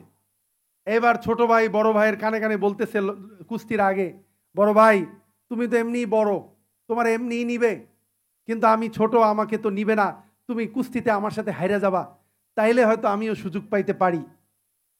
ঠিকই তাই হয়েছে। আল্লাহ রসুলের এমন একটা জাতি তৈরি করেছেন, ওই জাতির এই ছোট ছোট মাসুম বাচ্চারাও তারাও বুঝেছে তাদের জীবনের উদ্দেশ্য কি, লক্ষ্য কি। তাদের জীবনের যে সময় তারা শুধু খেলাধুলায় তাদের জীবন পার করার কথা ছিল, সেই জীবন তারা খেলাধুলায় পার করেন নেই। তারা বুঝেছেন আমার জীবনের এই মানব জীবনের সার্থকতা হচ্ছে আমি যদি আল্লাহর হুকুম প্রতিষ্ঠার জন্য লড়াই করতে পারি, সংগ্রাম করতে পারি, তাহলেই আমার মানব জীবন, আমার মানব জন্ম সার্থক হবে। এখন আমরা কি বর্তমানে আল্লাহর দেওয়া দিনকে আমরা মানতে পারছি? তাহলে এখন আমাদেরকে করতে হবে কি? দিন প্রতিষ্ঠা করতে হবে। কি করতে হবে? দিন প্রতিষ্ঠা করতে হবে। তোমরা চাইলেও অর্থনীতি থেকে সুদ বাদ দিতে পারবা, দণ্ডবিধি থেকে আল্লাহর আইন দেওয়া যে হুকুম সেটা প্রতিষ্ঠা করতে পারবা না। কারণ এখন যে দিনটা চলছে, জীবন ব্যবস্থাটা চলছে, এটা আল্লাহর দেওয়া দিন না, আল্লাহর দেওয়া জীবন ব্যবস্থা না। এটা ওই যে ব্রিটিশদের তৈরি করা জীবন ব্যবস্থা।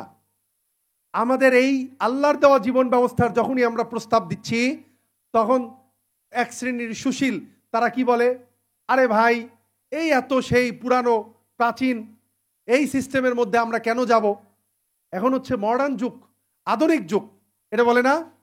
আধুনিক যুগে সেই 1500 বছরের আগের এই সিস্টেম কি চলে? তারা বলছে যে না, চলে না। কিন্তু তোমরা কি জানো ইউরোপের এখন যে রাজনৈতিক সিস্টেম, এখন যে বিচারিক সিস্টেম, সেই বিচারিক সিস্টেমের এই ইউরোপের এই অর্থনৈতিক সিস্টেম, রাজনৈতিক সিস্টেম, এটা 4500 বছরের আগের একটা সভ্যতার হচ্ছে তাদের এই সিস্টেমের ভিত্তি। তাদের রাষ্ট্র ব্যবস্থার ভিত্তি হচ্ছে সেই গ্রিক সভ্যতা, রোমান সভ্যতা, সেই ব্যাবিলনীয় সভ্যতা।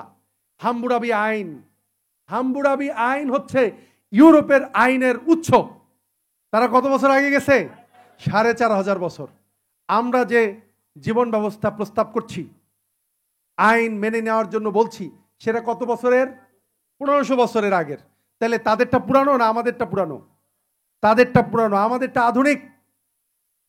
সেই 1500 বছর আগের যে জীবন ব্যবস্থা, সেই জীবন ব্যবস্থার প্রয়োগের ফলে ওই সমাজে শান্তি প্রতিষ্ঠা হয়েছিল না? হয়েছিল। আল্লাহ রসুল যে সমাজে এসেছিলেন, ওই সমাজকে বলা হয়তো কিসের সমাজ?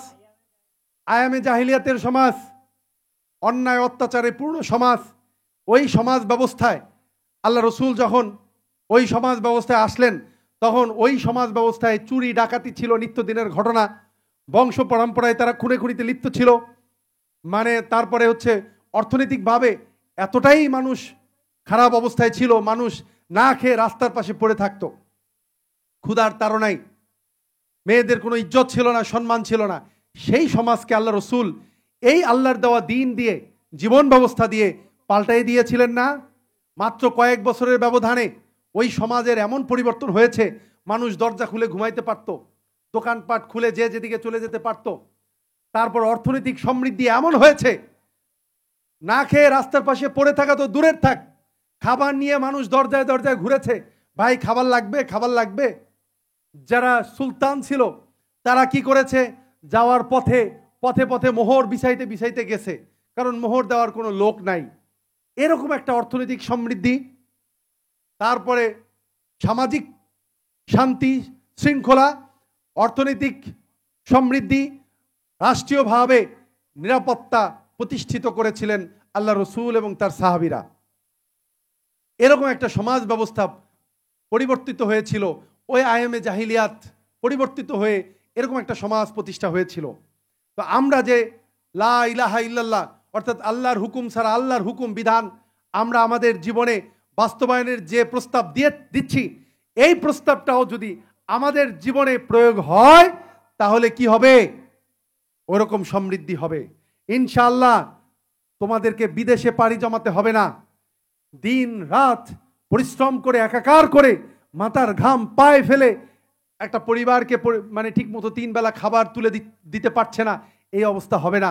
তোমাদের প্রত্যেকের পরিবারে সমৃদ্ধি হবে, অর্থনৈতিক সমৃদ্ধি, পারিবারিক সৌহার্দ্য, মানে সামাজিকভাবে নিরাপত্তা, রাষ্ট্রীয়ভাবে রাজনৈতিকভাবে স্থিরতা, এইগুলো সৃষ্টি হবে যদি আমরা ওই আল্লাহর দেওয়া হুকুমকে আমাদের জীবনে প্রয়োগ করে নেই। এখন আমাদের কাজ কি হবে? দিন প্রতিষ্ঠা করা। কারণ এইগুলো আমরা চাইলেও সমাজে, আমরা রাষ্ট্রে আমরা মানতে পারবো না। পারবো না। আমরা এখন যেহেতু রাষ্ট্রে সমাজে আল্লাহর হুকুম মানতে পারবো না, সুতরাং এখানে আমাদের কি করতে হবে? এখন দিন প্রতিষ্ঠা করতে হবে। আগে কি করতে হবে? দিন প্রতিষ্ঠা করতে হবে। সাহাবীরা যেমন পেটে পাথর বেঁধে না খেয়ে গাছের লতাপাতা খেয়ে লড়াই করে সংগ্রাম করে আল্লাহর দিন প্রতিষ্ঠা করেছিলেন, এখনো আমাদেরকে কি করতে হবে? এইভাবে দিন প্রতিষ্ঠা করতে হবে।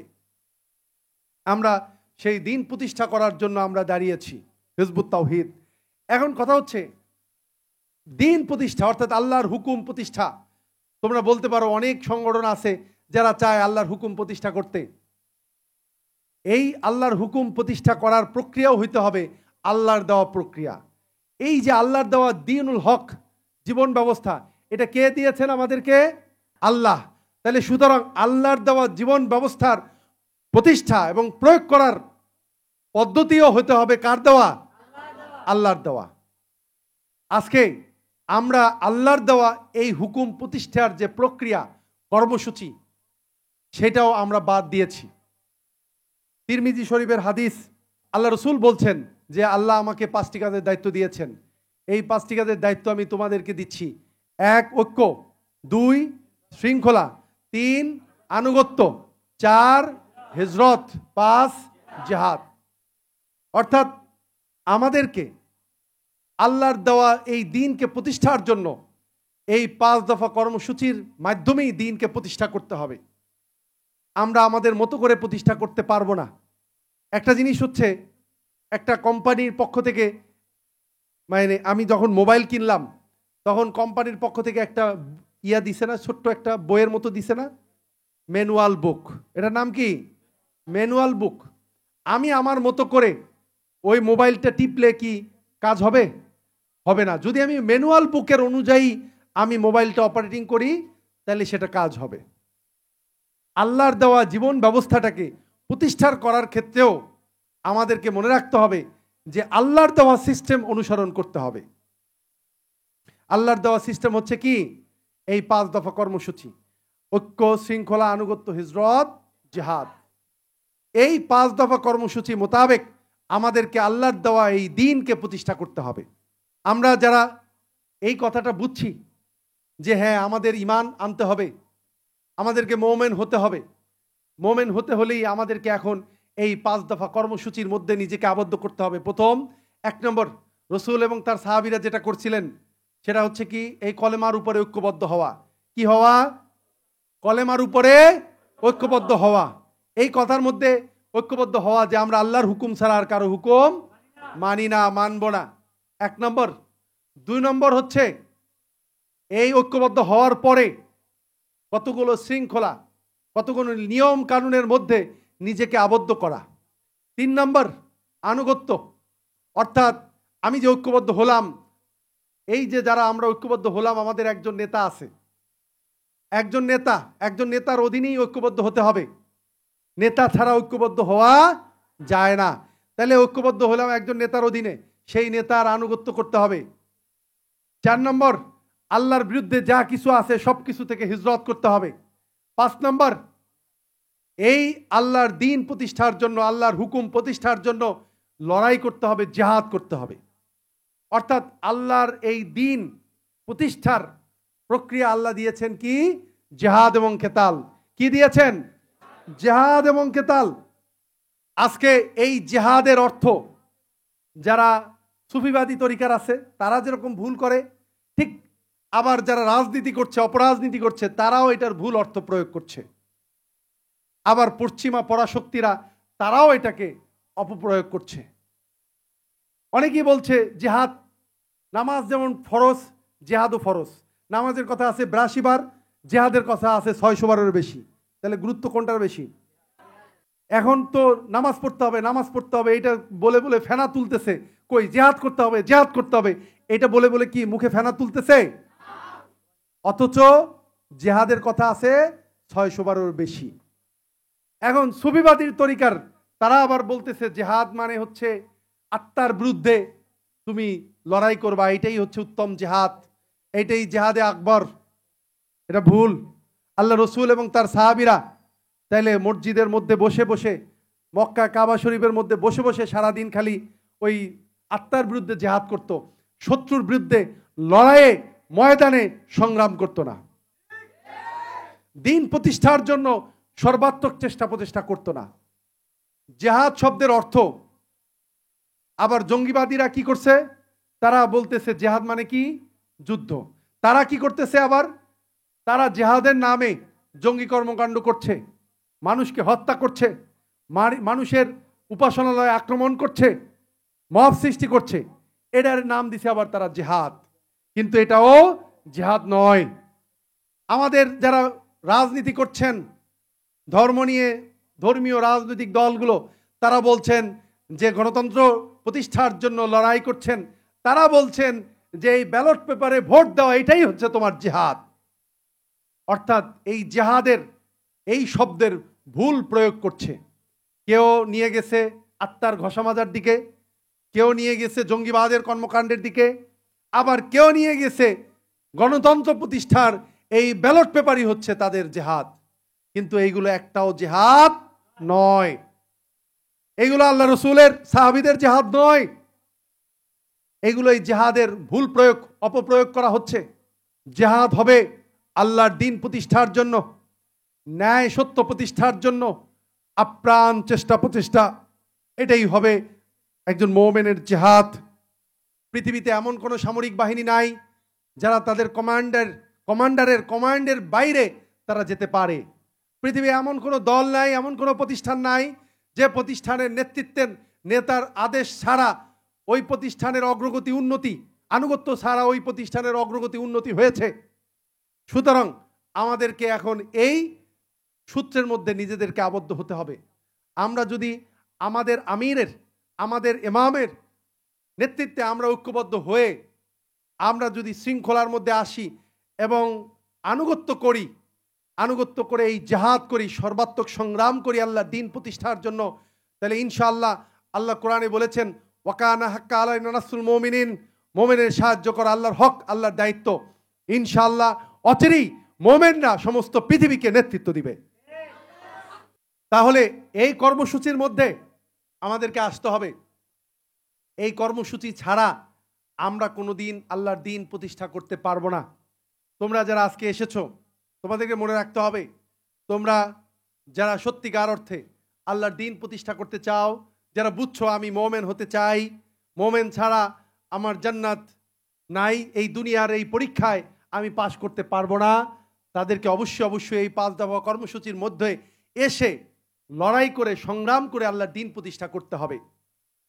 এখন ওই যে অফিসার বলছে আরে তুমি তো ছাত্র, এত কিছু দল ঢল করার দরকার কি, তুমি নামাজ রোজা পড়বা, আল্লাহ বিল্লাহ করবা, বাপ মার খেদমত করবা, বাপ মার কথা শুনবা, তাইলেই তো হয়েছে।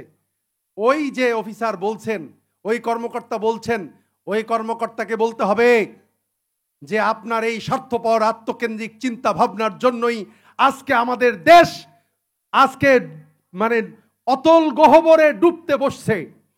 আপনার কারণেই বাংলাদেশে বারবার ফ্যাসিস্ট তৈরি হচ্ছে। আপনার জন্য আপনার এই মানসিকতার জন্যই বাংলাদেশ আগামী দিনেও সিরিয়া ইরাক হবে। এই কথাটা পরিষ্কারভাবে তাদেরকে বলতে হবে। এই মানসিকতা থেকে বের হয়ে আসুন।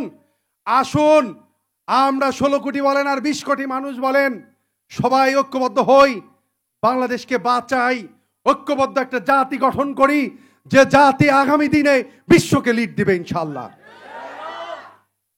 এখন তোমরা বলতে পারো যে বড় ভাই আপনার কথা শুনলাম, তাইলে কি আমাদের পড়াশোনা লাগবে না, আমাদের চাকরি বাকরি লাগবে না, আমাদের অন্য অন্য কাজ কি লাগবে না? হ্যাঁ লাগবে, কিন্তু প্রত্যেকটা কাজ হবে কি উদ্দেশ্যে? আল্লাহর দ্বীন প্রতিষ্ঠার উদ্দেশ্যে। প্রত্যেকটা কাজ, প্রত্যেকটা, যখন আমি একটা বই পড়ব, আমি একটা পরীক্ষা দিব, সেই পরীক্ষার পিছনে যদি উদ্দেশ্য থাকে যে আমি এই পড়াশোনা করে আমি এমন একজন ডাক্তার হব যে মানুষের কল্যাণে দ্বীন প্রতিষ্ঠার জন্য লড়াই করে সংগ্রাম করে মানুষকে সত্যিকার অর্থে সেবা দিবে, তখন আমি হব একদিকে মোমেন আর একদিকে হব ডাক্তার। ঠিক একই রকম ইঞ্জিনিয়ার, একই রকম আইনজ্ঞ, একই রকম ব্যবসায়ী সকল ক্ষেত্রে সাংবাদিক হবে, নাকি ওই আইনজ্ঞ হবে, নাকি সে প্রফেসর হবে, এই যেটাই হবে সেটার উদ্দেশ্য হবে কি? আল্লাহকে বিজয়ী করা। সেটার উদ্দেশ্য কি হবে? আল্লাহকে বিজয়ী করা। এই উদ্দেশ্যে যদি তুমি তোমার পড়াশোনা করো যে হ্যাঁ আমি পড়াশোনা করে আমি কি করব, আমি সমাজকে, রাষ্ট্রকে আল্লাহর দ্বীনের মধ্যে নিয়ে আসব, আল্লাহর দ্বীন প্রতিষ্ঠার জন্য চেষ্টা করব, তাহলে অবশ্যই তোমার এই পড়াশোনাও হবে তোমার ইবাদত। আর যদি তোমার টাকা ইনকামের ধান্দা নিয়া, অন্য অন্য ধান্দা নিয়া তোমার জীবন পরিচালনা করো, ফুর্তিতে মজায় খেলায় জীবন পরিচালনা করো, তাইলে এই সমস্ত কিছু হবে তোমার দুনিয়া, এবং এই দুনিয়ার পরিণতি হবে তোমার জাহান্নাম। একজন ছাত্র তার প্রত্যেকটা পড়াশোনার উদ্দেশ্য হবে আল্লাহর জন্য, তার প্রতিটা কর্মকাণ্ড হবে আল্লাহর জন্য। এই আল্লাহর জন্য আমরা যদি করি তাহলে সব ঠিক আছে, কিন্তু পড়াশোনা করতে গিয়ে এই সমাজ ব্যবস্থায় আমরা স্রোতে গাঁট ভেসে দেই। আমরা দেখি আমার আশেপাশের স্টুডেন্টরা তারা ফুর্তিতে আছে, প্রেম প্রীতি নিয়ে ছড়িয়ে আছে, তারা হচ্ছে আনন্দ করে, ঘুরতে যায়, রেস্টুরেন্টে খেতে যায়। এইটাই জীবন, জীবনকে উপভোগ করো। আরে মিয়া জীবন শেষ হয়ে যাবে, এখন উপভোগ করবা না তাহলে কবে করবা? বাস আমরাও এই পাশ্চাত্য এই সভ্যতার দিকে একদিকে নিজেদেরকে ঢুকিয়ে দিচ্ছি, অন্যদিকে আবার ওই মানে এদিকে একদিকে অশ্লীলতা, একদিকে বেহায়াপনা, একদিকে আমি মানে সমস্ত অপরাধ করছি, আর একদিকে যায় নামাজ পড়তেছি, আর একদিকে যায় বোরকা পড়তেছি। উদ্দেশ্য কি? যে দুনিয়ার যা খুশি করি না কেন পরকালে যেন জান্নাতে যাইতে পারি। ওই নামাজে আর ইয়াতে অপরাধে কাটাকাটি। ওই যে কয়েকদিন আগে শুনছিল না, একজনের প্রশ্নপত্র ফাঁস, স্টুডেন্টদেরকে প্রশ্নপত্র দিয়ে দিছে, দিয়া যা টাকা পয়সা ইনকাম করছে সেই টাকা পয়সা দিয়ে সে মসজিদ মাদ্রাসা করছে। এখন মানে ওই মসজিদ মাদ্রাসা আর এই জায়গায় চুরি কাটাকাটি। তো এই ধরনের কাটাকাটি এটা ইসলামের কোনো জায়েজ নাই, ইসলাম অনুমোদন দেয় না। তোমাদেরকে একটা জিনিস মনে রাখতে হবে, কতগুলো জিনিস আমি যখন স্টুডেন্ট ছিলাম আমার কাছে অস্পষ্ট ছিল, পরিষ্কার ছিল না, সেগুলো আমি চেষ্টা করছি তোমাদের পরিষ্কার করে দেওয়ার জন্য। আমাদের সমাজে একটা ধারণা আছে, একটা আইডিয়া আছে যে আমি মুসলমান, একবার হইলেও তো কলেমা পড়ছি জীবনে, তাহলে আমি একদিন না একদিন জান্নাতে যাব, এরকম একটা ধারণা আছে না? আমি হয়তো কিছুদিন বেশি জাহান্নামে জ্বলবো, কিছুদিন কম জ্বলবো, অর্থাৎ জাহান্নামে জয়লা পুইরা শাস্তি ভোগ কইরা যেহেতু কলেমা একদিন পড়ছি, যা শালা একদিন জান্নাতে যামই যামো, ঠিক আছে, ওই অপরাধ একটু বেশি মানে শাস্তি একটু বেশি ভোগ করবো, এরকম একটা মানসিকতা আছে। এই ধারণাটা ভুল।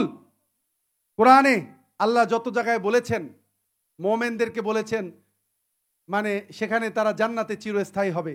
আবার কাফেরদের ব্যাপারেও বলেছেন ফি নারি জাহান্নামা খালিদিনা, সেখানে জাহান্নামে তারা খালিদিনা ফি মানে একটা চিরস্থায়ী হবে, তাদের চিরস্থায়ী আবাসস্থল হবে কোথায়?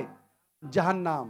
তাইলে যে জাহান্নামে একবার যাবে সে জীবনেও জান্নাতে যেতে পারবে না, আবার যে জান্নাতে যাবে সেখানেও সে চিরস্থায়ী হবে, সেখান থেকে তাকে আর কেউ জাহান্নামে পাঠাতে পারবে না। এই যে আইডিয়া, এই আইডিয়াটা তোমাদের ক্লিয়ার হওয়া দরকার। এখন জান্নাতে যাবা না জাহান্নামে যাবা, এটার পাস মার্ক হচ্ছে লা ইলাহা ইল্লাল্লাহ। এটা শুধু মুখে বললে না, কলেমা শুধু পড়লে না, যদি কলেমার মধ্যে ঈমান আনার পর ওই ঈমান তিনটা শর্ত, মুখে বললাম, অন্তর্বিশ্বাস করলাম, কাজে পরিণত করলাম, এই তিনটা শর্তের মধ্যে, এই ঈমানের মধ্যে যদি আমি আসতে পারি, তাইলে আমি পাস মার্ক 33 মার্ক, আমি পরের ক্লাসে উঠতে পারবো। হয়তো রেজাল্ট হবে ডি গ্রেড, কিন্তু আমি তো উঠতে পারছি। এই পাস মার্ক হচ্ছে এই তৌহিদ, এই ঈমান, যেখানে আল্লাহর হুকুম আছে, আল্লাহর বিধান আছে, আইন আছে, সেখানে আর কারো হুকুম বিধান আইন মানি না, মানব না। এটা হচ্ছে পাস মার্ক, মনে থাকবে সবাই। তো এই পাস মার্ক লাগবে, তাইলে জান্নাত। আর নয়তো আমি ওই যে একবার পড়ছি কলেমা আর জান্নাতে চলে যাব একদিন না একদিন, এই ধারণার মধ্যে আমরা যারা আছি, আমরা বোকার স্বর্গে বাস করছি। এই ধারণা থেকে আমাদেরকে বের হয়ে আসতে হবে। আরেকটা জিনিস মনে রাখতে হবে, আমি যখনই আল্লাহর মুমিন হব, আমার মুমিন বান্দা হিসাবে আমাদের চরিত্র, একটা হচ্ছে সংজ্ঞা আর একটা হচ্ছে ক্যারেক্টার, বৈশিষ্ট্য। সূরা মুমিনুনের প্রথম 10 নম্বর আয়াতে, 10টা আয়াতে এই মুমিনের চরিত্র বৈশিষ্ট্য কেমন হবে এটা আল্লাহ বলে দিয়েছেন।